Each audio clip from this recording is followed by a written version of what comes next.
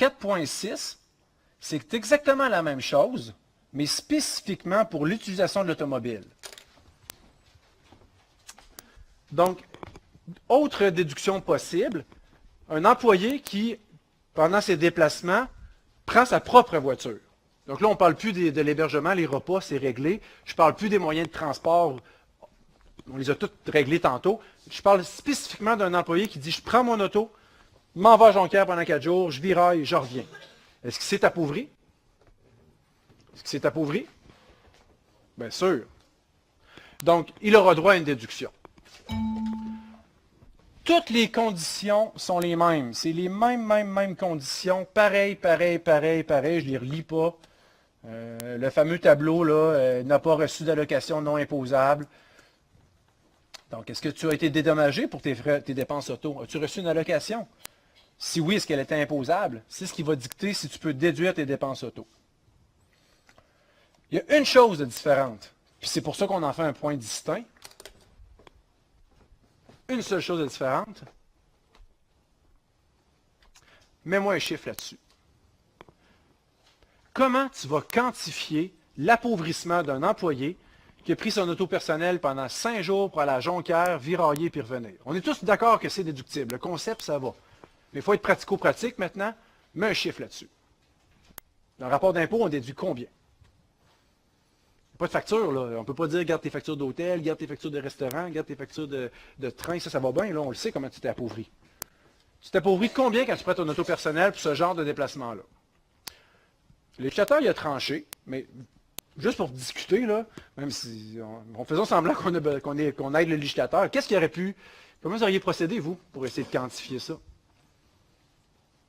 Pas évident, hein? Pardon? Garde tes factures d'essence. Oui, ce matin, ils ont sorti une idée comme ça. Ils ont dit on pourrait étudier, faire une petite étude pour voir combien ça coûte par kilomètre utiliser un auto. Là, si on arrive à la conclusion qu'un auto, ça s'use d'à peu près 45 cents par kilomètre parcouru, on pourrait appliquer ce facteur-là. Effectivement. C'est pour ça qui a été retenu, par exemple.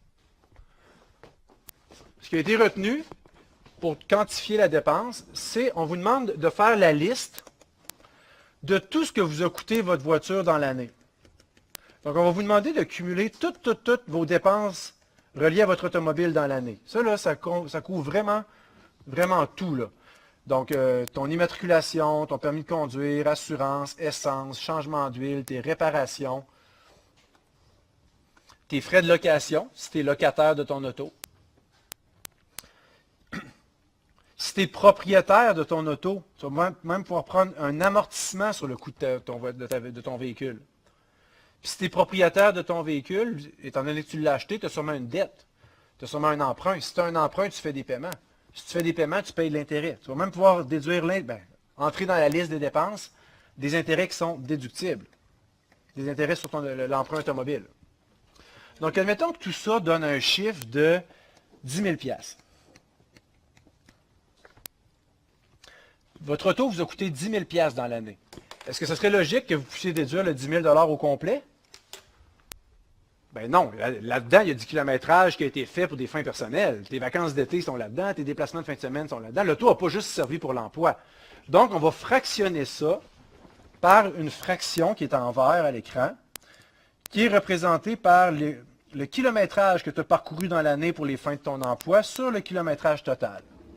Donc, si dans l'année, tu as fait 25 000 km avec ton auto et que 5 000 étaient des kilomètres pour fin d'emploi, livre de bord à l'appui, un cinquième, c'est donc dire que tu vas pouvoir déduire un cinquième de toutes tes dépenses auto.